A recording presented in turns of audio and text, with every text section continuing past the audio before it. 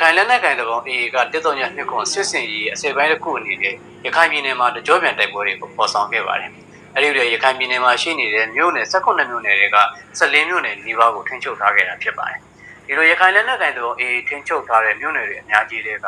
ကရခိုင်ပြည်နယ်ကမ်းမြောင်ဒေသရဲ့အလဲမှာရှိနေတဲ့ကြောက်တော်မြို့ကတော့ရခိုင်လက်နက်ကိုင်တဲ့အေရဲ့ဌာနချုပ်တစ်ခုဖြစ်လာမယ်နေရာတစ်ခုလည်းဖြစ်ပါတယ်။ဘာကြောင့်လဲဆိုရင်ကြောက်တော်မြို့ဆိုတာကကလဒန်မြစ်ရဲ့ဘေးမှာရှိပြီးတော့အိန္ဒိယနဲ့မြန်မာနဲ့နှစ်နိုင်ငံပြုလုပ်ထားတဲ့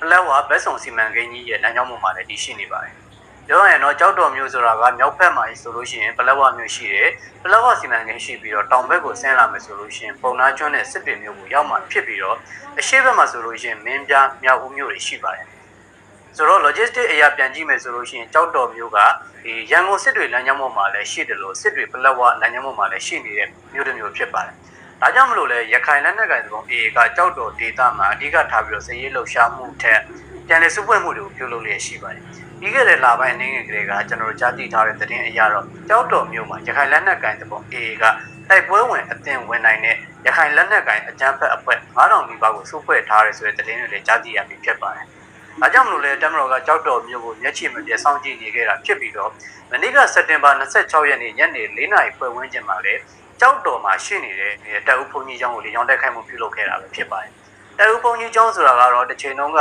ဒီတပ်မတော်စစ်စခန်းတွေရှိနေတဲ့အချိန်ကတပ်ကတပ်မတော်သားတွေတပ်ကအဖွဲ့တွေအဓိကထားပြီးတော့ကိုးကွယ်တဲ့ကျောင်းတစ်ခုလည်းဖြစ်ပါတယ်။ဒါပေမဲ့ရခိုင်လက်နက်ကိုင်တပ်အေကကြောက်တော်မျိုးကိုထိန်းချုပ်ပြီးကြတဲ့ကတပ်မတော်ရဲ့စစ်စခန်းတွေအတွင်းမှာဝင်ရောက်နေထိုင်တာတွေစခန်းချတာတွေပြုလုပ်နေပြီးတော့ပြန်လည်စစ်ဖွဲ့အင်အားစုနေတာပဲဖြစ်ပါတယ်။အဓိကတော့ကြောက်တော်မှာစုဖွဲ့ထားတဲ့အင်အားတွေကရခိုင်ပြည်နယ်ရဲ့မြို့တော်စစ်တွေကိုတိုက်ခိုက်နိုင်ရေးအတွက်စီစဉ်ဆောင်ရွက်နေတာပဲဖြစ်ပါတယ်။ကြောက်တော်နဲ့ပုံနာကျွန်းဆိုတာကအကွာအဝေးအပြည့်ကြည့်ရင်မိုင်40အကွာအဝေးရှိပါတယ်။ပုံနာကျွန်းကိုရောက်ရင်တော့စစ်တွေကိုရောက်တယ်လို့ပြောရမှာဖြစ်ပါတယ်။စစ်တွေနဲ့ပုံနာကျွန်းဆိုတာကလည်းဒီကားလမ်းကနေသွားရင်ကအကွာအဝေးအပြည့်ပွေ့ပတ်ပြီးသွားရတော့ -10 နီးပါးရှိတယ်ဆိုပေမဲ့ကလဒန်မြစ်ကနေထွက်လာပြီးတော့ပင်လယ်ဝထီလာမယ်ဆိုလို့ရှိရင်အလွယ်တကူလာနိုင်တဲ့ဒေသတစ်ခုလည်းဖြစ်ပါတယ်။ပြောရရင်တော့အခုရခိုင်လက်နက်ကိုင်အေအေရဲ့စစ်ရေးအရာရည်မှန်းချက်ထားနေတဲ့မြို့တော်စစ်တွေကိုထိန်းချုပ်နိုင်ရေးအတွက်ပုံနာကျွန်းကအဓိကကျတယ်လို့ဆိုရမှာဖြစ်ပါတယ်။ဒါကြောင့်မလို့လဲစစ်တွေအနီးကဒီစစ်ရေးလှုပ်ရှားမှုတွေချောင်းချောင်းတစ်ခတ်မှုတွေလက်နက်ကြီးလက်နက်ငယ်နဲ့လာရောက်တိုက်ခိုက်မှုတွေနဲ့တိုက်ပွဲပေါ်ဆောင်မှုတွေကပုံနာကျွန်းမှာအခြေပြုပြီးတော့ဆောင်ရွက်နေတာပဲဖြစ်ပါတယ်။ဆိုတော့ပုံနာကျွန်းမှာအခြေပြုဖို့အတွက်ဆိုရင်လည်းကြောက်တော်ကနေပေးပို့နေတဲ့လက်နက်ခဲယမ်းလူသူအင်အားတွေနဲ့ပဲဆောင်ရွက်နေရတာဖြစ်ပါတယ်။ဒါကြောင့်မလို့ကြောက်တော်ကရခိုင်လက်နက်ကိုင်တော်အေအေအတွက်ရှေ့မီနောက်မီလို့လည်းဆိုရမှာဖြစ်တယ်။အလဲပိုင်းမှာတည်ရှိနေပြီးတော့အနောက်ဘက်မှာရှိနေတဲ့ရတိတောင်ဘူသီတောင်မောင်တော်ကိုလည်းဆက်သွယ်ထားတဲ့လမ်းကြောင်းတစ်ခုဖြစ်ပါတယ်။ကိစ္စဘာနရီတဒါကရခိုင်ပြည်နယ်ရဲ့အဓိကအသက်သွေးကြောလို့ပြောရမှာဖြစ်တယ်လို့ကြောက်တော်မျိုးကလည်းရခိုင်ပြည်နယ်ရဲ့အဓိကနေရာလို့ဆိုရမှာဖြစ်ပါတယ်။ဒါကြောင့်လို့လည်းရခိုင်လက်နက်ကိုင်တော်အေအေစုဖွဲ့နေတဲ့နေရာတွေကိုတမတော်ကပြီးခဲ့တဲ့2025ခုနှစ်မေလ14-15ဝန်းကျင်မှာလည်းလေကြောင်းတိုက်ခိုက်မှုပြုလုပ်ခဲ့တဲ့ဩဂတ်လထဲမှာလေကြောင်းတိုက်ခိုက်မှုပြုလုပ်ခဲ့တယ်လို့အခုစက်တင်ဘာလထဲမှာဆိုလို့ရှိရင်2ကြိမ်လေကြောင်းတိုက်ခိုက်မှုပြုလုပ်ခဲ့ပါတယ်။စက်တင်ဘာ12ရက်နေ့ကလည်းကြောက်တော်မျိုးရဲ့အရှိတ်ဘက်မှာရှိနေတဲ့ဒီသေးသပင်ရွာကရခိုင်လက်နက်ကိုင်တပ်အေအေရဲ့အမာခံကေဒါတင်နန်းကိုတက်မတော်ကလေကြောင်းတိုက်ခိုက်မှုပြုလုပ်ခဲ့ပါတယ်။ဒီတိုက်ခိုက်မှုကိုတော့ရခိုင်လက်နက်ကိုင်တပ်အေအေနဲ့အချမ်းဖတ် RP မီဒီယာတွေကဒီကိုပိုင်ထက်တန်းကြောင်းဖြစ်ပုံဖော်ခဲ့ကြပေမဲ့တကယ်တမ်းကတော့ရခိုင်လက်နက်ကိုင်တပ်အေအေရဲ့အမာခံကေဒါတွေစုဖွဲ့ထားတဲ့တင်နန်းကြောင်းတစ်ခုဖြစ်ပါတယ်။ဒီနေရာကိုတက်မတော်ကပြီးခဲ့တဲ့စက်တင်ဘာ12ရက်နေ့ကလေရောင်းတိုက်ခိုက်မှုပြုလုပ်ပြီးတဲ့နောက်အခု15ရက်နီးပါးအကြာကြောက်တော်မျိုးရဲ့နောက်ထပ်နေရာတစ်ခုကိုလေရောင်းတိုက်ခိုက်မှုပြုလုပ်ခဲ့တာပါဒီတပ်ဦးဘုံကြီးကျောင်းဆိုတာကလည်းရခိုင်လက်နက်ကိုင်တပ်အေးကြောက်တော်မျိုးကိုထိုးစစ်ဆင်တိုက်ခိုက်တဲ့အချိန်ကစပြီးတော့ရွာမှာရှိနေတဲ့ဘုံကြီးကျောင်းမှာရှိနေတဲ့ကျောင်းနယ်ဘုံကြီးကနေစပြီးတော့ကိုရင်ကြီးကိုရင်လေးကပ္ပိယနဲ့ဝေယဝစ္စအသင်းဖွဲ့အားလုံးကထွက်ပြေးသွားကြပြီဖြစ်ပါတယ်နောက်ဒီအရှိတ်ဘက်မှာရှိနေတဲ့ဒီခမရတက်တွေအမတာတက်တွေနဲ့စကားကပိုးကတက်ဖွဲ့တွေအားလုံးစိန်ထုတ်ခံရပြီးတဲ့နောက်မှာတော့ဒီရခိုင်လက်နက်ကိုင်တပ်အေအေကဒီတက်နေရာတွေမှာဝင်ရောက်နေထိုင်ပြီးတော့ရခိုင်လက်နက်ကိုင်တပ်အေအေရဲ့စစ်ရေးလှုပ်ရှားမှုမှန်သမျှကိုဒေတာ command ပေးအမိန့်ပေးစီစဉ်ဆောင်ရွက်နေတဲ့နေရာတစ်ခုဖြစ်ပါတယ်။အခုလေကြောင်းတိုက်ခိုက်မှုပြုလုပ်ခဲ့တဲ့တပ်ဦးဘုံကြီးကျောင်းဆိုတာကလည်းပြီးခဲ့တဲ့ရက်တွေကလေကြောင်းကနေကင်းထောက်မှုတွေပြုလုပ်ခဲ့တာရှိပါတယ်။ပြောရရင်တော့ပြီးခဲ့တဲ့တပတ်ကျော်ကာလတည်းကဘူသီတောင်မောင်တော်တကြောမှာတပ်မတော်လေရဲ့ကင်းထောက်လေရင်နဲ့ပြန်တန်းတဲ့အခြေအနေကကြောက်တော်မျိုးကလည်းလေကြောင်းတိုက်ခိုက်ခံရနိုင်ရှိတယ်လို့ခန့်မှန်းထားကြတာပါ။အဲဒီတွေလည်းကြောက်တော်မျိုးအနီးမှာရှိနေတဲ့ရခိုင်လက်နက်ကိုင်တပ်အေအေနဲ့အမာခံကေဒါတွေ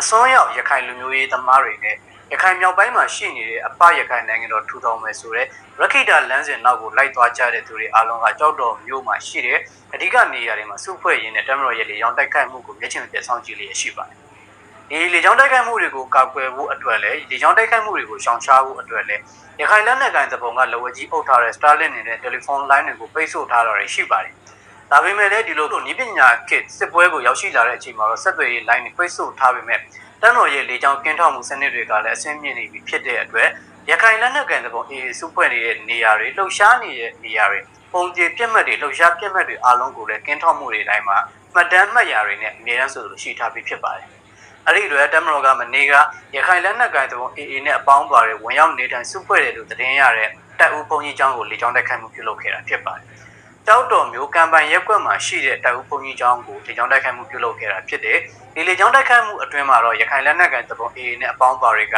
ထိခိုက်မှုမရှိဘူးလို့သတင်းထုတ်ပြန်ထားခဲ့ပါတယ်။အချိန်မီပဲရွှေ့ပြောင်းသွားသလားတကယ်ပဲရခိုင်လက်နက်ကိုင်သဘုံနဲ့အပေါင်းပါတွေအားလုံးထိခိုက်ဒေဆုံးမှုတွေများသွားတဲ့အတွက်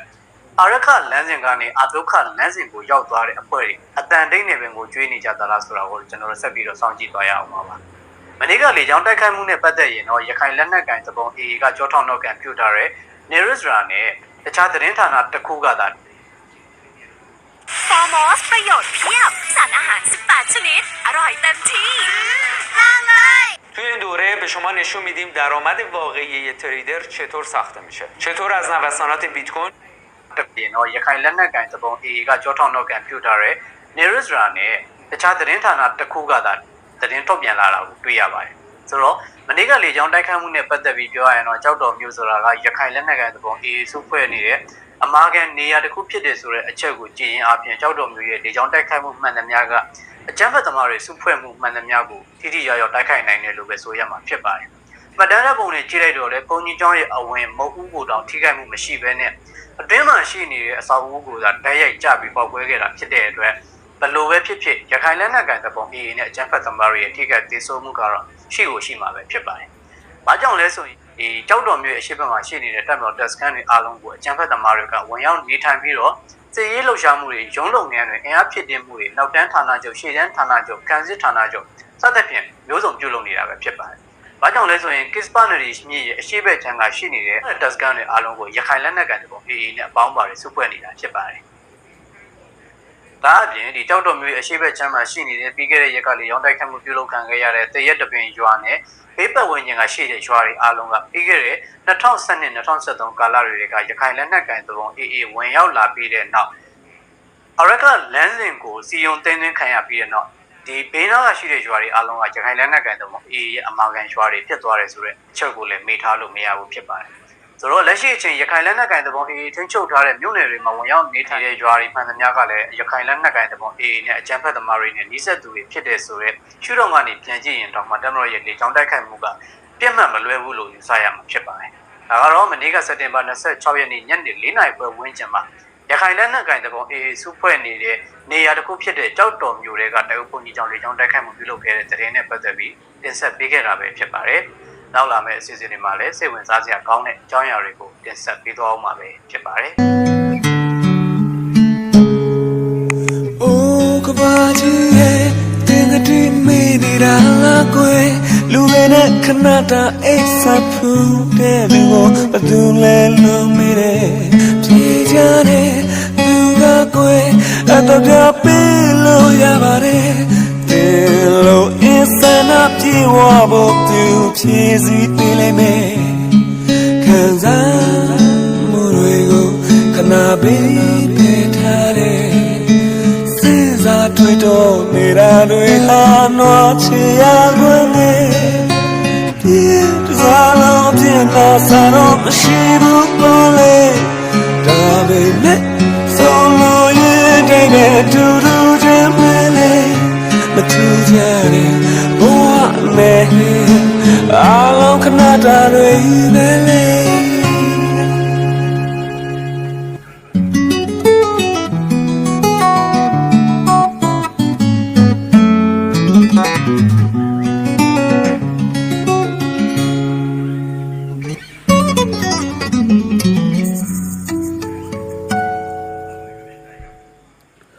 Kabajire, lure tan bao စွာရဲ့အတူတူရှင်သန်နေတိုင်းပေါင်းပွားခြင်းနဲ့အသက်ရှင်နေကြတယ်ဒီလိုပဲကိုယ်ကဘာကြီးရဲ့ဒီစတီမထားပြီးလိုက်ပါတယ်ဒီ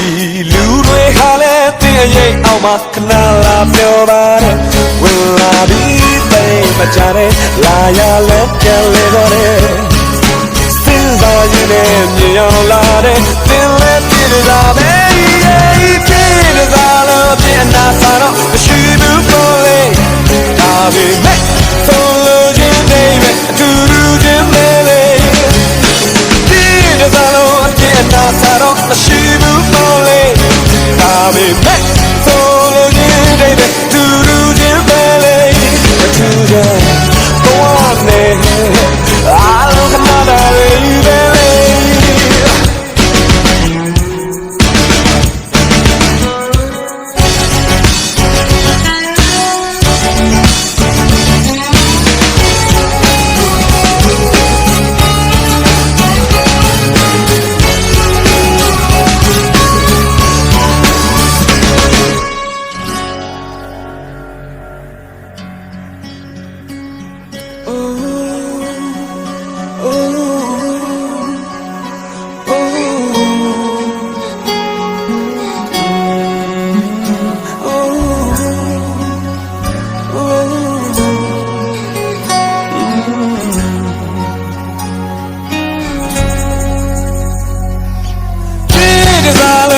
နာသာတော့မရှိဘူးပေါ်လေဒါပေမဲ့